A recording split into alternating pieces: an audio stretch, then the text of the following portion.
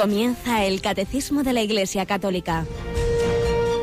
Un programa dirigido por el Padre Luis Fernando de Prada.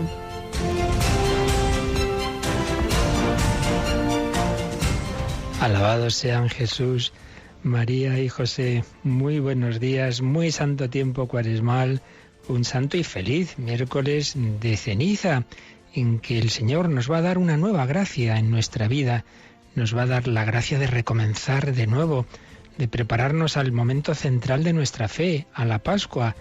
Vamos a recibir la ceniza como una señal de que nuestra fragilidad está llamada a la santidad. Acuérdate de que eres polvo y en polvo te convertirás. Sí, soy débil, soy frágil, estoy hecho para la vida eterna, mi cuerpo quedará aquí, es ceniza, pero estamos llamados a la santidad. Convertíos y creed la buena noticia. Son las palabras que podemos escuchar hoy en la Santa Misa, esa tradicional, acuérdate que eres polvo, en polvo te convertirás, y si rebajarnos esa autosuficiencia, que me creo que lo puedo todo, y me viene ahí un aire y enseguida caigo y muero, pero por otro lado, recibid esa buena noticia, conviértete y cree la buena noticia de que Dios te quiere hacer santo y feliz, de que te quiere dar un corazón nuevo, de que te quiere dar la gracia de la conversión y del arrepentimiento. Tenemos con nosotros a Cristina Rubio. Buenos días, Cristina. Muy buenos días, padre. Bueno, feliz y santo tiempo cuaresmal. ¿Te gusta a ti este tiempo? Igualmente, pues yo creo que es uno de mis favoritos, la verdad. La cuaresma es un tiempo muy bonito y en el que el Señor, pues si nos dejamos, nos regala muchas gracias. Fíjate que a veces podemos tener esa imagen un poco sombría, de algo negativo y bueno, hay que hacer penitencia y tal, pero ante todo es una gracia, ¿verdad? Una gracia que en un tiempo de muchas gracias, en que Dios nos quiere ayudar a esa conversión. Debemos verlo así. Y este año es la cuaresma del año centenario de Fátima. Como saben nuestros oyentes, un servidor pudo estar este fin de semana allí en Fátima.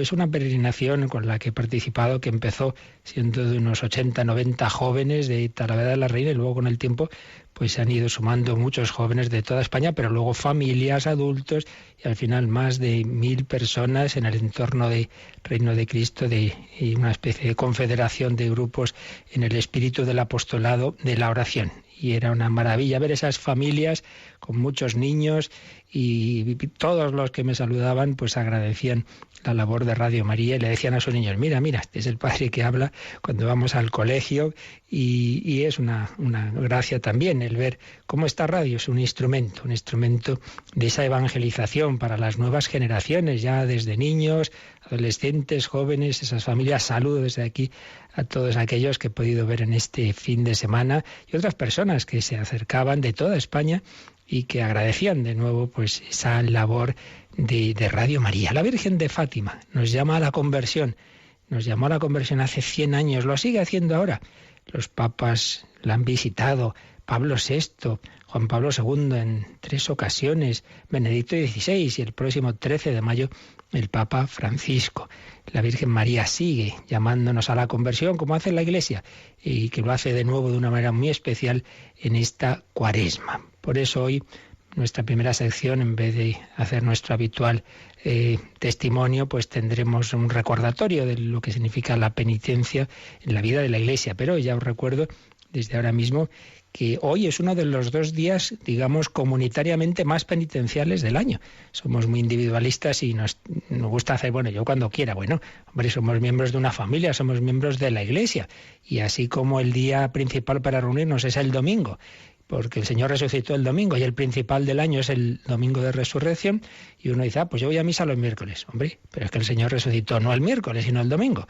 Pues también tenemos días comunitarios de penitencia, y uno de ellos es este, miércoles de ceniza, y con esos signos que en sí mismos son pequeñitos, pero quizá la principal penitencia es obedecer, ¿verdad? Y que implican esas 2 prácticas tradicionales de la abstinencia, no comer carne, no comer pues ese jamoncito, ese chorizo, en fin, todos esos productos cárnicos, pero también implica el ayuno, y eso lo tenemos mucho menos presente. La abstinencia yo creo que está bastante presente en la cultura de pueblos como el español, pero el ayuno bastante menos. El ayuno, que la verdad es que lo que es de ley canónica es una cosa mínima, como luego recordaremos, pues simplemente es hacer una única comida un poquito fuerte así al día y ya está, aunque se permite tomar algo de desayuno y algo de cena, pero algo. Claro, si al final uno prácticamente toma lo mismo que siempre, solo que menos el postre, pues ya me dirás que ayuno es ese. Tomemos en serio hoy que no pasa nada por hacer un poquito de ayuno en serio en el miércoles de ceniza y viernes santo. Pero siempre recordemos, como ahora insistiremos enseguida, en ese espíritu positivo.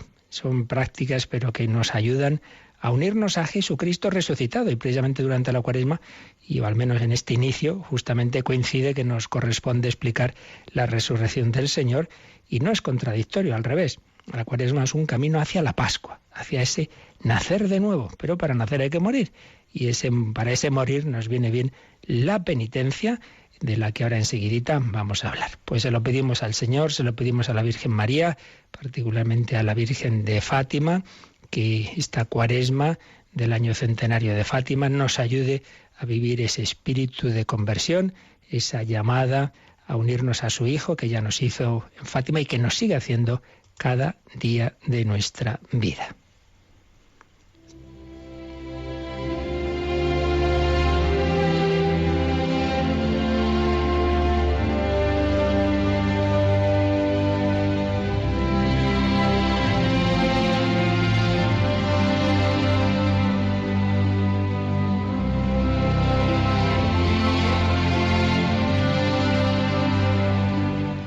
Hoy nuestra primera sección no es testimonial, sino que vamos a recordar las pinceladas básicas del espíritu de la penitencia en la vida de la Iglesia.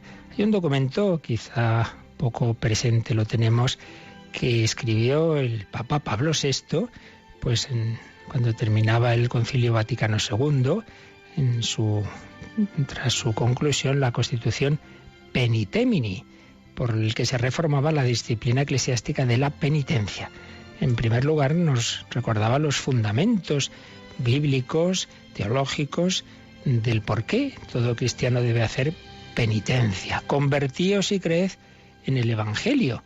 Recordaba el Papa Pablo VI esta frase, estas palabras del Señor. Palabras que la Iglesia continúa proclamando. Y queremos repetir a nuestros hijos también las palabras pronunciadas por Pedro en su primer discurso después de Pentecostés, decía el sucesor de Pedro en aquel momento, Pablo VI, convertíos para que se os perdonen los pecados. Y la invitación de Pablo a los gentiles de Listra, convertíos al Dios vivo, llamada a la conversión. Ante todo, la penitencia es eso, llamada a dar la espalda a los ídolos que nos separan de Dios y del prójimo y mirar en cambio hacia el Señor. Recordaba después el Papa los fundamentos de la penitencia en el Antiguo Testamento y luego miraba a Jesucristo, como Cristo en su vida siempre hizo lo que enseñó. Bueno, pues antes de iniciar su ministerio pasó 40 días y 40 noches en la oración y en el ayuno. Esa fue la Cuaresma de nuestro Señor, esos 40 días en el desierto, ese número bíblico se repite tantas veces en toda la historia de la salvación, 40. Pues 40 días y 40 noches en oración y en ayuno. Y cuando se inicia su misión pública, lo hace con esas palabras. Está cerca el reino de Dios y convertíos y creed en el Evangelio. Convertíos y creed en el Evangelio. Decía el Papa Pablo VI, al reino de Cristo se puede llegar solamente por la metanoia, es una palabra griega que significa cambio de mente, la íntima y total transformación y renovación de todo el hombre, de todo su sentir, juzgar y disponer. Que yo no piense al modo humano. Recordad cuando San Pedro le dice al Señor, ¿qué es eso de que vas a ir a la cruz? Hombre, no. Jesús le dice, tú piensas no como Dios, sino como los hombres. Necesitaba convertirse, necesitaba un cambio de mente. La invitación del Señor a la metanoia resulta mucho más indeclinable, sigue diciendo esta Constitución, en cuanto que Él no solo la predica, sino que Él mismo se ofrece como ejemplo de penitencia, pues Cristo es el modelo supremo de penitentes. Quiso padecer la pena por pecados que no eran suyos, sino de los demás. Siguiendo al Maestro, cada cristiano debe renunciar a sí mismo, tomar su cruz, participar en los padecimientos de Cristo. Transformado de esta forma en una imagen de su muerte, se hace capaz de merecer la gloria de la resurrección. Siempre esa mirada positiva, caminamos hacia la resurrección, morimos para resucitar. Siguiendo al Maestro ya no podrá vivir para sí mismo, sino para aquel que lo amó y se entregó por él. Son palabras de San Pablo. Y tendrá también que vivir para los hermanos, completando en su carne los dolores de Cristo, sufriendo por su cuerpo, que es la Iglesia. Además, estando la Iglesia íntimamente unida a Cristo, la penitencia de cada cristiano tiene también una propia íntima relación con toda la comunidad eclesial, pues no solo en el seno de la Iglesia, en el bautismo recibe el don primario de la metanoia, sino que este don se restaura por medio del sacramento de la penitencia. Pues sí, esto es otra cosa muy importante. El bautismo nos da la vida nueva, quita el pecado original y los pecados que uno haya podido cometer si se bautiza de mayor, pero al confesarnos es como renovar el bautismo, es empezar de nuevo, es nacer de nuevo, es el Señor nos rehace. Por eso la importancia de este sacramento. Esa es la principal conversión. Y penitencia, la interior, sí, pero no solo somos espíritu, tenemos un cuerpo. Y eso que lo recordamos para otras cosas, hay que expresar el amor también, con nuestra mirada, con nuestra sonrisa, con nuestro cariño, pues hay que aplicarlo también a la penitencia. Por eso no basta la penitencia interna, también debe haber una práctica externa de esta virtud. Y además está esa dimensión comunitaria, somos miembros de una familia que comunitariamente también debe hacer penitencia. Y esa penitencia incluye, por tanto, no solo lo interior, que es muy importante, mortificar nuestros estados de ánimo, no dejarnos llevar sin más de cómo me siento, pero también la mortificación del cuerpo, como Jesús la hizo en esos 40 días en el desierto.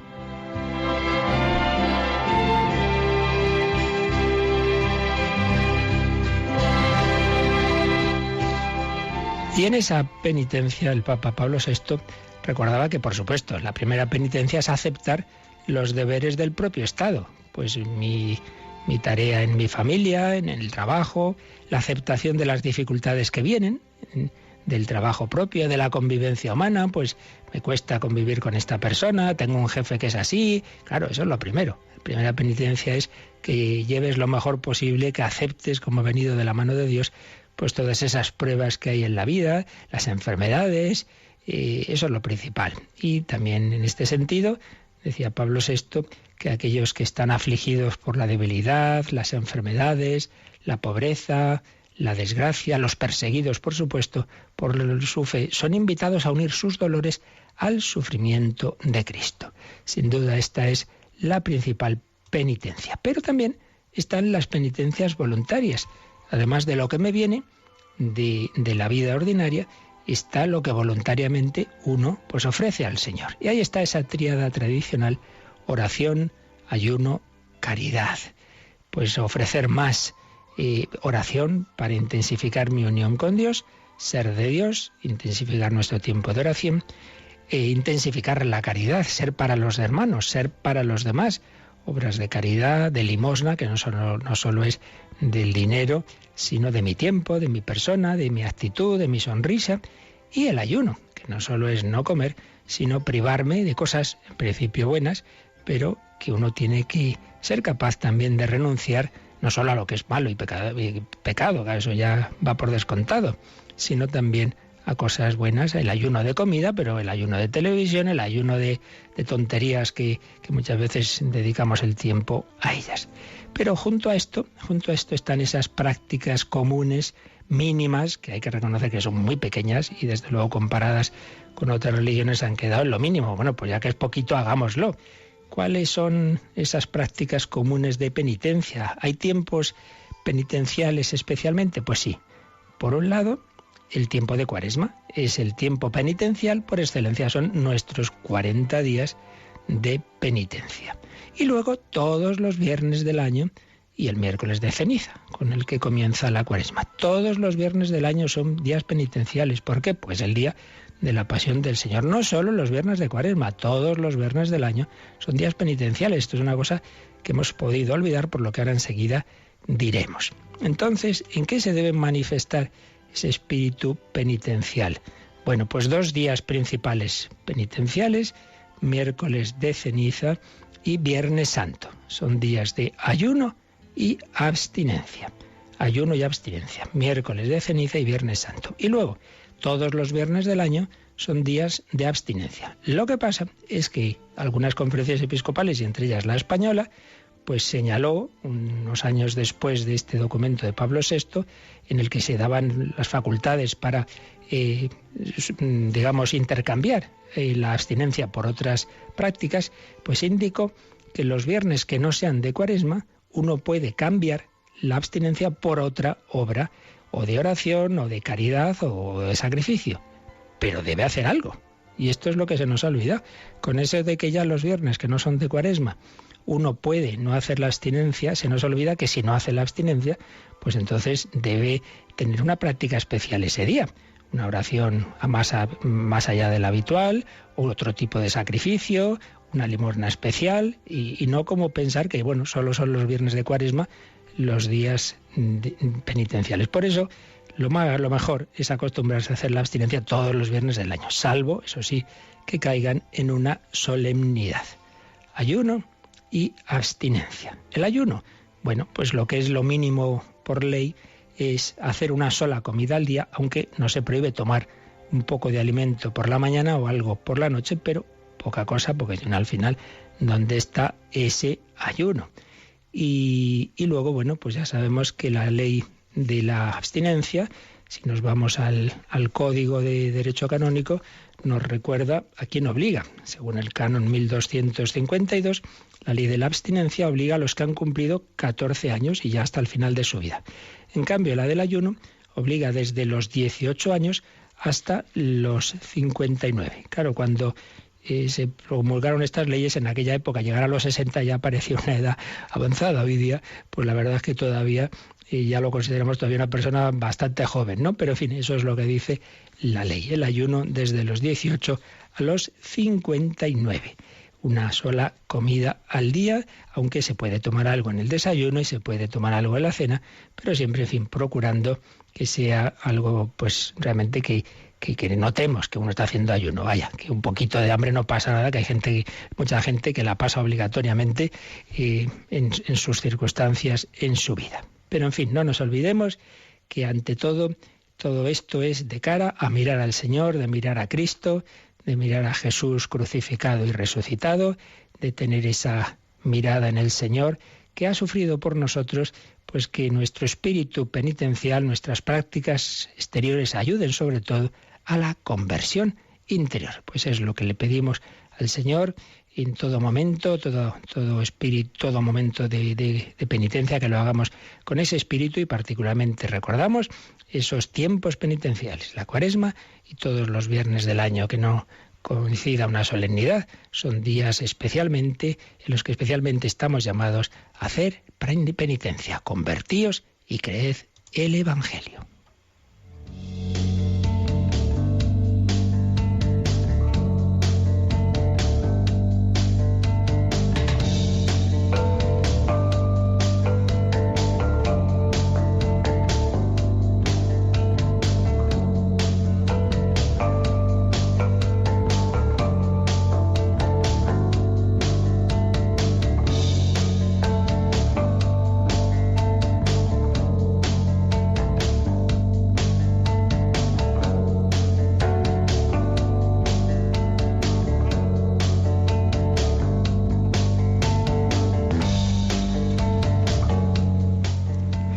Pues vamos adelante, ya habíamos iniciado este apartado del Catecismo que nos habla de lo que nos dice el credo: al tercer día resucitó de entre los muertos.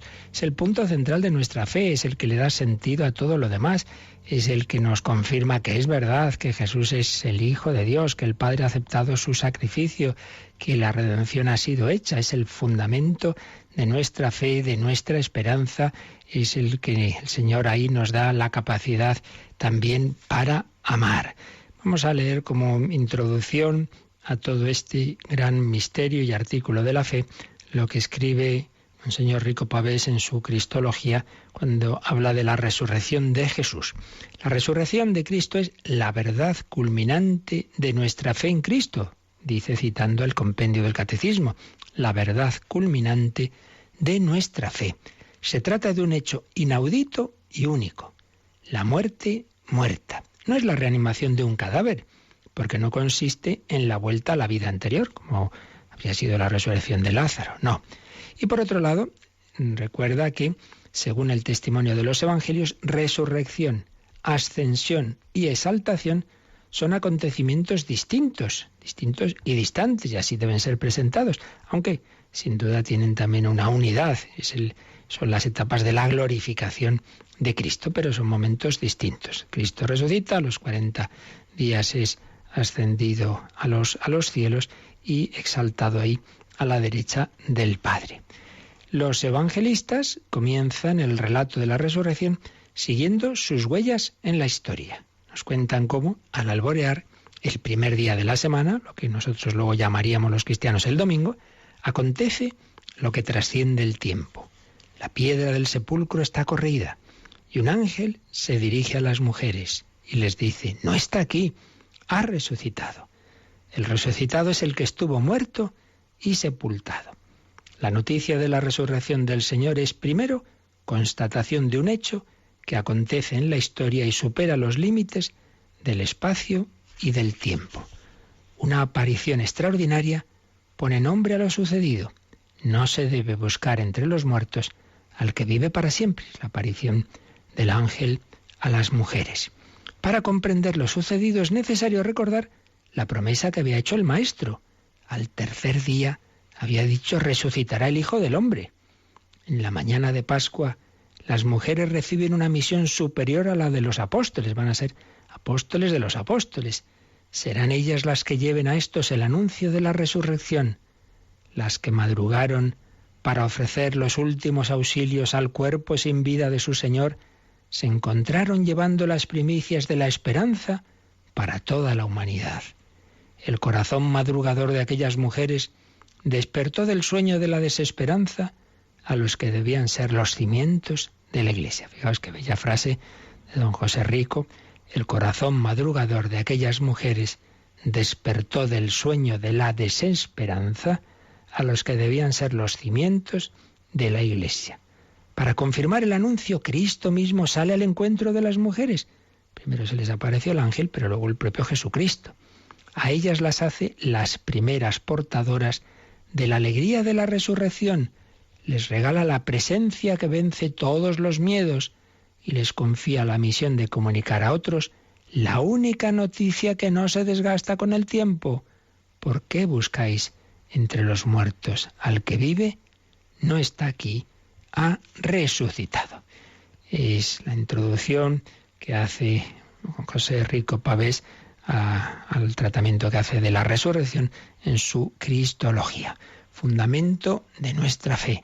Jesús ha resucitado. Pues de ello empezaba el catecismo a tratar, ya lo vimos el otro día, en el número 638, pero como lo hicimos deprisita, vamos a repasarlo porque nos queda profundizar en este primer número del catecismo sobre este artículo de nuestra fe. Al tercer día resucitó de entre los muertos. Releemos, Cristina, este 638. Os anunciamos la buena nueva de que la promesa hecha a los padres, Dios la ha cumplido en nosotros, los hijos, al resucitar a Jesús. La resurrección de Jesús es la verdad culminante de nuestra fe en Cristo, creída y vivida por la primera comunidad cristiana como verdad central, transmitida como fundamental por la tradición, establecida en los documentos del Nuevo Testamento, predicada como parte esencial del misterio pascual al mismo tiempo que la cruz. Y termina este número con la cita de un pasaje de que se llama el Tropario de Pascua de la liturgia bizantina, que dice así: Cristo ha resucitado de los muertos, con su muerte ha vencido la muerte, y a los muertos ha dado la vida.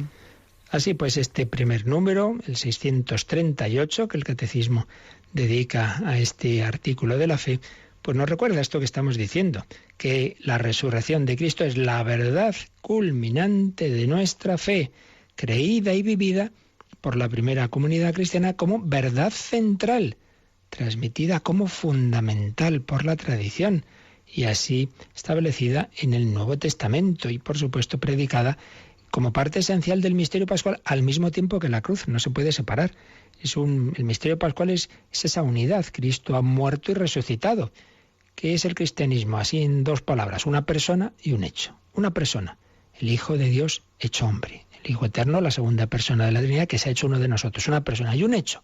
El misterio pascual ha pasado haciéndose Dios, se ha hecho hombre y como hombre ha pasado de este mundo al Padre a través de la pasión, muerte y resurrección. Ha resucitado implica que ha muerto. Por eso resucitó de entre los muertos. Ha estado muerto. Lo hemos visto en los días anteriores. No fue una cosa pasajera. Realmente se separaron el cuerpo y el alma de Cristo, ambos unidos a su persona divina, pero estuvieron separados. El cuerpo quedó en el sepulcro, el alma descendió a los infiernos. Ya hemos explicado estos días pasados lo que significa los infiernos, el Seol, el lugar de los muertos. Anuncia allí la buena noticia a los que esperaban la redención, a aquellas almas fieles a Dios que habían aceptado la gracia que Dios les había concedido en atención a Cristo antes de la redención. Jesús les anuncia la buena noticia, les dice que también a ellos va a llegar la redención, a los que habían vivido antes de él. Y al tercer día, ese cuerpo y alma se unen, la persona divina pues transfigura esa humanidad de Cristo. Lo que había ocurrido de una manera temporal en la transfiguración, pues ahora ya de manera definitiva. Esa persona divina nunca más se va a separar de su naturaleza humana. Una sola persona en dos naturalezas, la divina y la humana. Y la humana ahora ya totalmente invadida, por así decir, sin perder su especificidad, no caemos en el monofisismo, pero invadida por esa gloria divina. Ya no hay duda, cuando uno se encuentra con Cristo, pues cae ante él de rodillas, Señor mío y Dios mío, como Santo Tomás.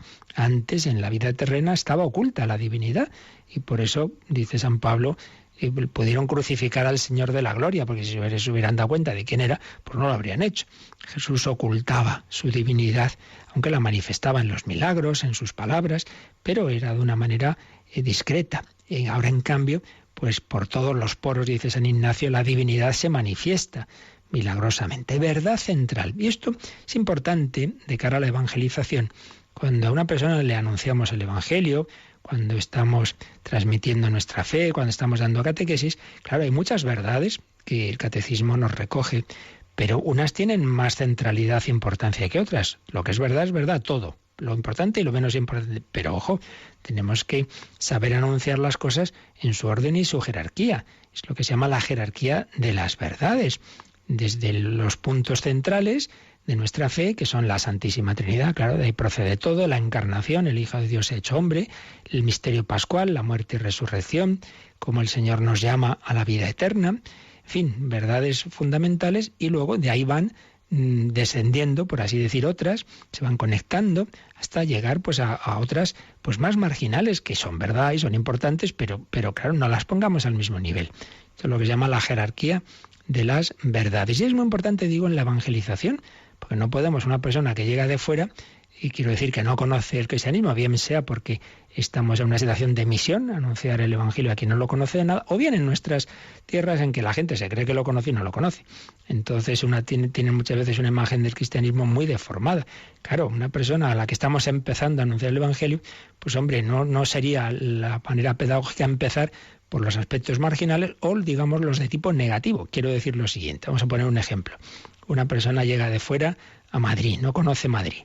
Entonces, mira, le voy a enseñar Madrid. Entonces voy y le llevo a unos basureros que hay por ahí fuera, luego vamos a las cárceles, luego digo, caramba, qué ciudad esta, ¿no? Todo tan feo y todo tan negativo. ¿Eso es parte de Madrid? Sí, pero hombre, no es la manera. Es una visión muy parcial y muy negativa, hombre, ¿no? Vamos a empezar por el Palacio Real, por el Madrid de los Austrias, la Catedral de la Almudena, bueno, ya iremos viendo lo demás, ¿no? Bueno, pues algo así. Una persona, cuando le anunciamos el Evangelio, empezamos por decirle, mira, de todo obligaciones, ¿eh? Tienes que cumplir los mandamientos, tienes que ir a misa y si no te vas al infierno. Hombre, en fin, pues no parece así dicho eso una buena noticia. Todo es verdad que hay que ir a misa, sí, es verdad que existe el infierno, sí, pero hombre, vamos a exponer las cosas desde su centralidad, desde su positividad. El Señor quiere ser tu vida, quiere hacerte feliz y no te quita la libertad. Como no te la quita, puedes rechazarlo. Si lo rechazas para siempre, eso es lo que llamamos infierno. Sí, pero digámoslo desde esa positividad del anuncio de una buena noticia. Juan Pablo II resumía el núcleo de la buena noticia en Christi Fideles Laici en estas bellas palabras. Dios te ama, Cristo ha venido por ti, para ti Cristo es el camino, la verdad y la vida. Dios te ama, eso es lo primero. Cristo ha venido por ti, se ha hecho hombre por ti. El buen pastor busca cada oveja, para ti, para cada hombre. Cristo es camino, verdad y vida. Eso es lo central. Y el Papa Francisco lo insistía mucho en su primer gran documento programático, Evangelii Gaudium, en esta pedagogía de la fe, en esta jerarquía de verdades. Que ante todo empecemos eso, por lo central, por el querigma, por el anuncio de la buena noticia del amor de Dios. Jerarquía de verdades que aquí, como este número del catecismo hace alusión a ello, nos pone un número marginal. Siempre hace esto el catecismo, cuando un tema que trata tiene que ver con el que ha tratado en otro sitio, nos dice, oye, mirar aquel número, en este caso un número que ya vimos, el número 90, donde se hablaba de esto. Pues vamos a leer, Cristina, ese número 90 para recordar qué es eso de la jerarquía de verdades. Los vínculos mutuos y la coherencia de los dogmas pueden ser hallados en el conjunto de la revelación del misterio de Cristo.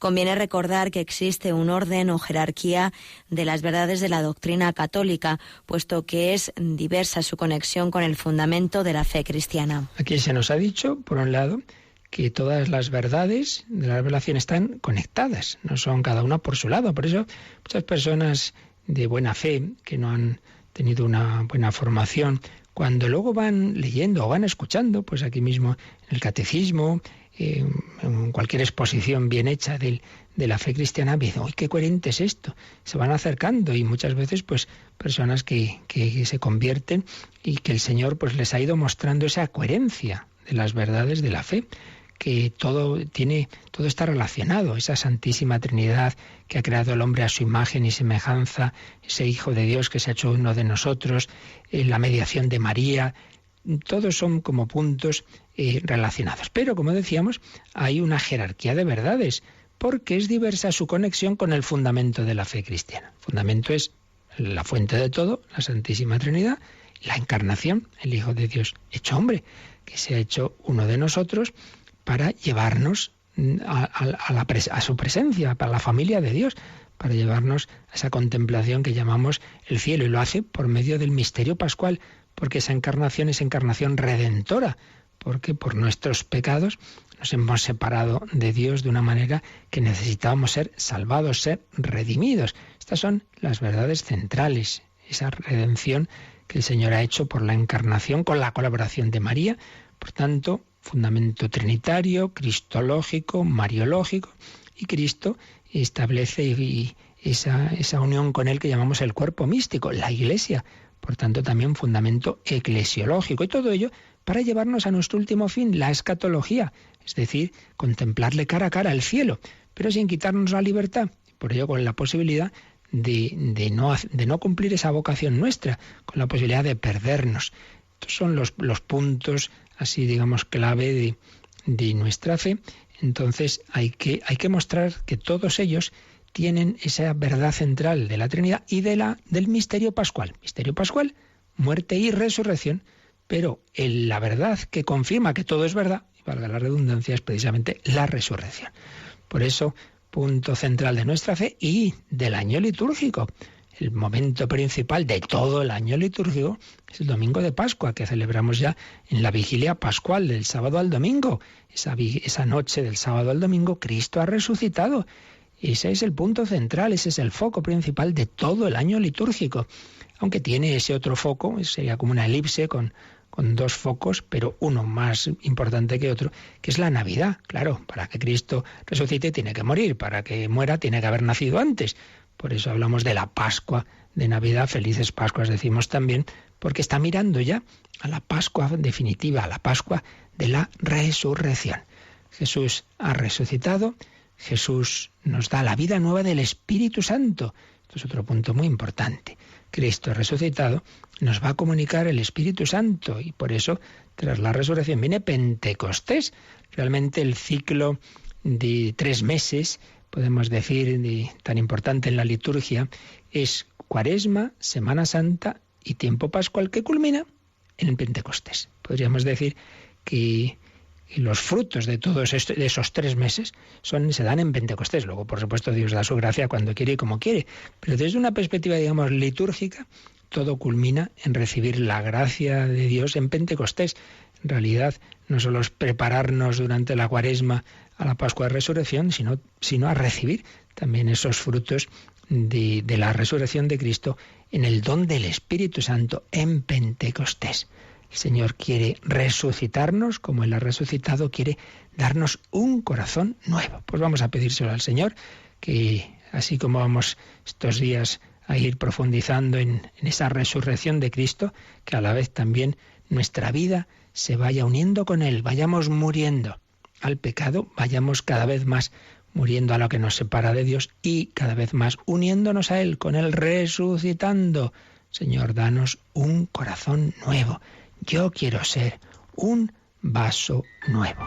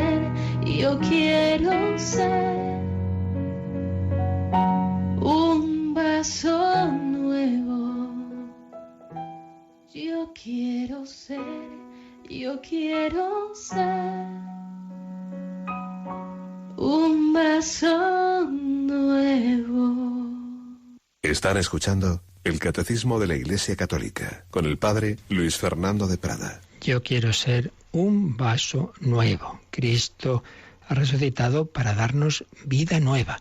La resurrección, fundamento de nuestra fe. Nos está explicando este número 638, que también nos dice que miremos, que echemos un ojito a un número que vendrá más adelante, que nos indica esta misma centralidad de la resurrección de Cristo para nuestra fe, el 651. Pues vamos a hacer caso a esta sugerencia del Catecismo, Cristina, y leemos este número 651.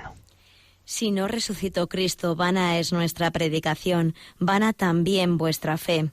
La resurrección constituye ante todo la confirmación de todo lo que Cristo hizo y enseñó. Todas las verdades, incluso las más inaccesibles al espíritu humano, encuentran su justificación si Cristo, al resucitar, ha dado la prueba definitiva de su autoridad divina, según lo había prometido. Pues ya veis, este número comienza con una famosa frase de San Pablo en la primera carta a los Corintios, capítulo 15. Si Cristo no ha resucitado, vana es nuestra predicación, vana vuestra fe. Si Cristo no ha resucitado, pues aquí estamos diciendo discursos, palabrería, como tantas palabras que se han dicho y se dicen en nuestro mundo, muchas palabras, pero no basadas realmente en los hechos. Pero no es así, Cristo ha resucitado. Esa resurrección constituye confirmación de todo lo que Cristo hizo y enseñó, porque si no, pues hubiera sido un hombre bueno, como tanto sabido, pero que al final, pues nada, ha muerto en un gesto heroico, sí, pero eso no nos hubiera salvado. No es así. La resurrección confirma, es la prueba definitiva de su autoridad divina. Y esto que dice el Catecismo en el 651, lo explicaba el Papa Francisco en esa encíclica Lumen Fidei, que él mismo nos decía que había sido escrita a 4 manos porque el texto inicial, fundamental, y se nota, pues era de su predecesor, Benedicto XVI, aunque luego evidentemente asumido por él con toda su autoridad. La encíclica Lumen Fidei, sobre la fe. Número 17, nos habla de la resurrección y dice que precisamente en cuanto resucitado, Cristo es testigo fiable, digno de fe, apoyo sólido para nuestra fe. Si el amor del Padre no hubiese resucitado a Jesús, no sería un amor plenamente fiable, capaz de iluminar también las tinieblas de la muerte. Cuando San Pablo habla de su nueva vida en Cristo, se refiere a la fe en el Hijo de Dios que me amó y se entregó por mí. La fe del Hijo de Dios que me amó y se entregó por mí, Gálatas 2:20. Esta fe del Hijo de Dios es ciertamente la fe del apóstol de los gentiles en Jesús, pero supone la fiabilidad de Jesús, que se funda, sí, en su amor hasta la muerte, pero también en ser Hijo de Dios, y precisamente porque Jesús es el Hijo, porque está radicado de modo absoluto en el Padre, ha podido vencer a la muerte y hacer resplandecer plenamente la vida. Fijaos qué bella explicación. ¿Por qué ha resucitado Jesús? Porque es el Hijo de Dios. Si es el Hijo de Dios, quiere decir que está totalmente unido al Padre. Es Dios de Dios, luz de luz. Entonces, ¿cómo iba a estar muerto en su humanidad, aunque fuera solo en su humanidad? No puede ser, es una humanidad, sí, pero es la humanidad del Hijo de Dios. Porque Jesús es el Hijo, está radicado de modo absoluto en el Padre y por eso ha podido vencer la muerte y hacer resplandecer plenamente la vida. Sigue diciendo el Papa Francisco en Lumen Fidei 17, nuestra cultura ha perdido la percepción de esta presencia concreta de Dios, de su acción en el mundo. Pensamos que Dios solo se encuentra más allá, en otro nivel de realidad, separado de nuestras relaciones concretas. Si así fuese, si Dios fuese incapaz de intervenir en el mundo, su amor no sería verdaderamente poderoso, verdaderamente real, y no sería entonces ni siquiera verdadero amor, capaz de cumplir esa felicidad que promete. En tal caso, creer o no en él sería totalmente indiferente. Esto es muy importante, esta idea. Mucha gente dice, sí, yo creo en Dios, pero un Dios que está allí en su mundo y no tiene que ver con mi vida. Pues eso en el fondo es como no creer. En el fondo vives igual el que cree que el no que no cree, porque ese creer es en un Dios que no tiene que ver con nuestra vida real, que no interviene en ella. Pues vaya que se interviene. Resucita al Hijo Eterno de Dios, el Padre resucita a su Hijo, vaya que se interviene en la realidad concreta y interviene en nuestra vida. No es algo más allá de las estrellas, está aquí. Cristo está aquí entre nosotros y entonces no es indiferente. Los cristianos confiesan el amor concreto y eficaz de Dios que obra verdaderamente en la historia. Por eso hay gente que se ríe de esas personas que dicen, ay, he perdido no sé qué, voy a rezar a San Antonio, y se ríen, ay, qué tontería. Mira, pues no te rías tanto, que Dios interviene en nuestra vida ordinaria. Pedid y se os dará. Claro que esto, como todo, se puede llevar a extremos o absurdos y pedir a Dios lo que tenemos que hacer los hombres, sí, pero no nos olvidemos de que el Señor interviene en todo, que hay una providencia que está en toda nuestra vida concreta. Dios actúa en lo concreto. Y el Señor se manifiesta en el día a día y nos habla y actúa, claro que sí. Los cristianos que confiesan el amor concreto y eficaz de Dios que obra verdaderamente en la historia y determina su destino final. Amor que se deja encontrar, que se ha revelado en plenitud en la pasión, muerte y resurrección de Cristo. Así pues, este número 17 de la encíclica Lumen Fide del Papa Francisco, pues nos insiste en esa centralidad de nuestra fe, que certifica que todo lo demás es verdad. En ella nos apoyamos. La resurrección de Cristo, fundamento de nuestra fe y fundamento de nuestra esperanza. Porque si Cristo ha resucitado, también nosotros resucitaremos. Bien claro lo dice San Pablo. Y por eso el Catecismo también nos sugiere que miremos, nos pone al margen otro número, el número 991. Porque cuando lleguemos a ello, si Dios quiere, pues veremos cómo esa resurrección que esperamos para nosotros al fin de los tiempos es consecuencia de que nuestra cabeza ha resucitado. Si hemos dicho que Cristo ha formado un cuerpo místico, que estamos unidos a Él, Él es la cabeza. Cristo resucitado nos da su Espíritu Santo, nos une a Él. Bueno, pues si estamos unidos a Él, pues igual que nuestra alma ya recibe la gracia de Dios y recibimos esa vida nueva, también la recibirá el cuerpo. Claro, en Él fue, al tercer día ya su cuerpo resucita, no iba a quedarse aquí en el sepulcro el cuerpo del Hijo de Dios, por supuesto, tampoco el de María. Están los dos en el cielo en cuerpo y alma, Jesús y María. Nosotros será al final, sí queda aquí los cuerpos de los santos, pero también resucitará. No solo esperamos la inmortalidad del alma, esperamos la resurrección de los cuerpos. Por eso, Cristina, vamos a leer este número 991 que ya nos apunta que esa esperanza nuestra, creo en la resurrección de la carne, la espero, es consecuencia de la fe en la resurrección de Cristo. Leemos ese número. Creer en la resurrección de los muertos ha sido desde sus comienzos un elemento esencial de la fe cristiana. La resurrección de los muertos es esperanza de los cristianos. Somos cristianos por creer en ella. Es una cita del famoso Tertuliano, un mártir de los primeros siglos. La resurrección de los muertos es esperanza de los cristianos. Somos cristianos por creer en ella. Era un punto clave que diferenciaba a los cristianos de las religiones de entonces que creían en la inmortalidad del alma, pero no en la resurrección de los cuerpos de ninguna manera. Y termina este número 991 citando a San Pablo, que desarrolla mucho todo este tema de la resurrección en su primera carta a los Corintios, y aquí el Catecismo nos cita algunos versículos del capítulo 15, del capítulo 15. ¿Cómo andan diciendo algunos entre vosotros que no hay resurrección de muertos? Si no hay resurrección de muertos, tampoco Cristo resucitó. Y si no resucitó Cristo, vana es nuestra predicación, vana también vuestra fe. Pero no, Cristo resucitó de entre los muertos como primicias de los que durmieron. Por tanto, hay una conexión entre estas dos verdades, ¿veis? Lo que decíamos antes, la jerarquía de verdades y la conexión de las verdades entre sí. Punto central, Cristo ha resucitado. Consecuencia, nosotros resucitaremos. Uno niega la resurrección de Cristo, esas teorías, ya diremos algo de ellas próximos días. Hombre, no es que el cuerpo resucitara, da igual, lo importante es que Jesús, pues con su presencia ilumina a los apóstoles, entonces estos se animan. Bueno, pero vamos, ¿será resucitado o no ha resucitado? Dejémonos de lucubraciones. Sí, se ha resucitado. ¿También nosotros resucitaremos? Bueno, nosotros lo importante también es que pasaremos a otra dimensión, pero vamos a ver, ¿en la carne va a resucitar, sí o no? Y dudamos cosas que en la primera generación eran fundamentales y por las que daban la vida, que Cristo ha resucitado y que nosotros resucitaremos. La resurrección de los muertos es esperanza de los cristianos. Somos cristianos por creer en ella, decía Tertuliano, y dio la vida por esa esperanza. No andemos nosotros aquí con elucubraciones que niegan al final los fundamentos de nuestra fe. Si Cristo no ha resucitado, pues tampoco resucitaremos nosotros. Por eso dice San Pablo, ¿qué es eso? De que estoy oyendo que hay algunos cristianos que dicen que no vamos a resucitar. O sea, que entonces tampoco Cristo ha resucitado.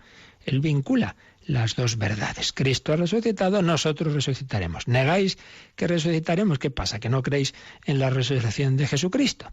Punto central de nuestra fe. Bueno, pues nos hemos quedado en este pórtico de este artículo de la fe en el Catecismo, el número 638, y estos números marginales con los que el Catecismo nos ha invitado a profundizar en ello.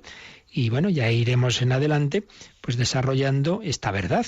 Veremos que es un acontecimiento histórico y trascendente. Histórico. Ha ocurrido en la historia, ha dejado huellas, el sepulcro vacío, ha habido apariciones del resucitado, ha habido testigos, muchos testigos de esa resurrección de Cristo, una humanidad resucitada del Señor, una humanidad gloriosa. Un acontecimiento histórico, pero a la vez trascendente, porque claro, Cristo ha entrado en una dimensión que yo no puedo encontrarme con Él antes de su resurrección. ¿Dónde está el Señor? Pues mira, creo que debe estar en Cafarnaúm, vamos a ver si lo encontramos. Ah, sí, pues está aquí. Ahora no, Cristo está en una dimensión trascendente que supera las leyes del espacio y del tiempo. Por tanto, la resurrección, por un lado, es histórica, ha dejado huellas en la historia, pero por otro lado es un acontecimiento trascendente. Luego veremos que la resurrección es obra de la Santísima Trinidad. El Padre ha resucitado a su Hijo, el Hijo realiza su propia resurrección como Hijo eterno de Dios, como Dios que es, y el Espíritu Santo también. Y el que hace, obra la encarnación del Hijo de Dios en el seno de María, también obra la resurrección. Después veremos el sentido salvífico de la resurrección. Hemos sido salvados no solo por la pasión, sino por la pasión y resurrección de Jesucristo. Son los 3 apartados que iremos viendo y siguiendo el catecismo para profundizar en esta verdad central de nuestra fe. Jesús ha resucitado entre los muertos y a todos nos llama a resucitar, primero en nuestro corazón, nuestra alma, nuestro espíritu, la vida nueva de la gracia, a nacer de nuevo. Y luego, pues también nuestro cuerpo participará de esa resurrección en la resurrección del último día. Pues le damos gracias al Señor, nos quedamos contemplando a Jesucristo, a nuestro Señor y Salvador. Si queréis alguna consulta, alguna pregunta de esto u otros temas, pues podéis hacerlo ahora mismo. Participa en el programa con tus preguntas y dudas. Llama al 91 153 8550. También puedes hacerlo escribiendo al mail catecismo@radiomaria.es. catecismo@radiomaria.es.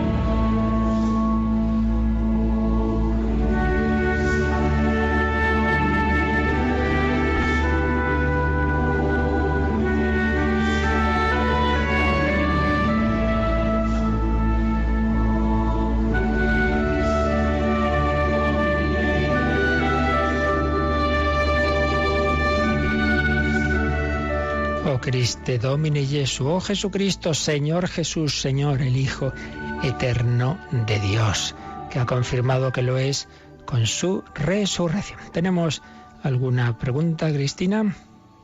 Sí, tenemos una pregunta que nos llegó a través de WhatsApp, no tenemos su nombre, pero dice: ¿por qué Jesús se llama a sí mismo el Hijo del Hombre cuando no tuvo nada que ver con hombre alguno?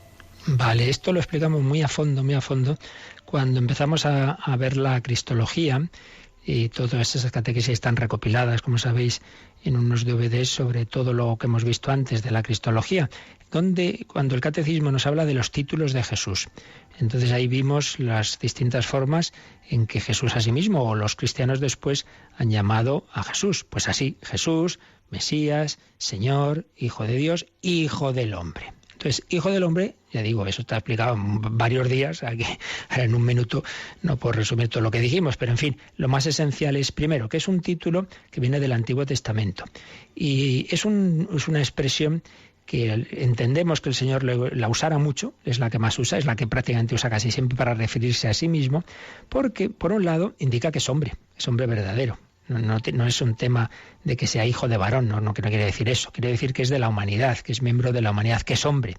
Pero por otro lado, porque en ese título se unían dos dimensiones. Una, la dimensión celeste. Está la visión del profeta Daniel, donde aparece viniendo del cielo un como hijo de hombre al que el anciano de días, que es una imagen de Dios Padre, le da todo poder. Entonces era una de las imágenes del Antiguo Testamento en que se veía que el Mesías no era un hombre cualquiera. Es hombre, es hijo del hombre, pero viene del cielo.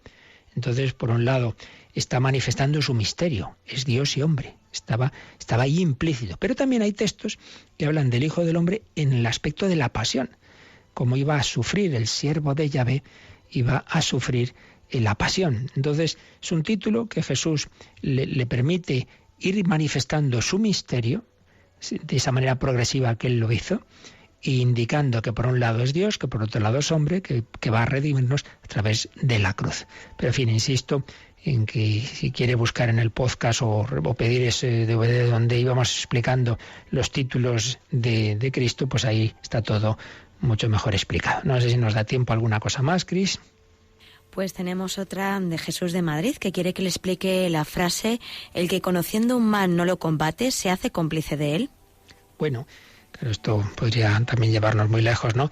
Pero no hay que, yo creo que básicamente diría que nos acordemos, y además ahora que estamos empezando la Cuaresma y es muy buena una confesión, de que no solo hay pecados de acción, sino pecados de omisión. Entonces, si uno ve algo malo que está ocurriendo a su alrededor, se hace el sueco, como solemos decir, yo no miro aquí, miro para otro lado, y no hago lo que podría hacer para evitar ese mal. Hombre, pues te estás haciendo cómplice.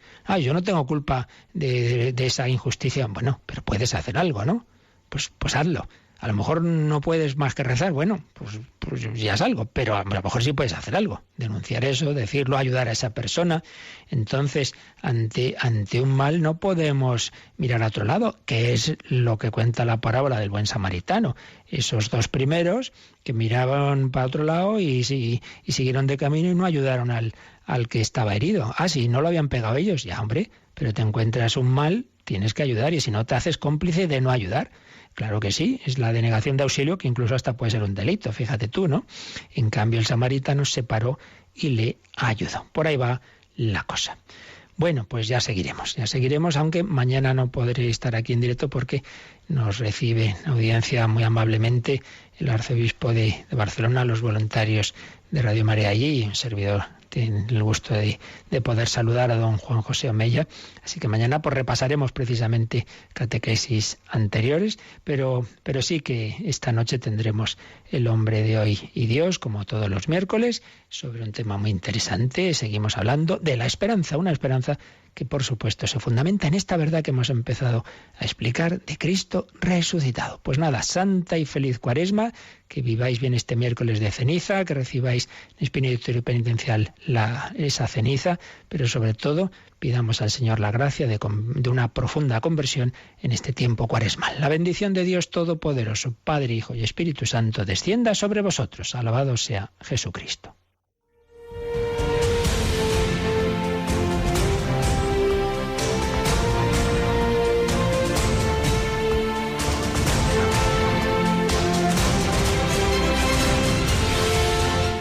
Han escuchado en Radio María el Catecismo de la Iglesia Católica, un programa dirigido por el Padre Luis Fernando de Prada.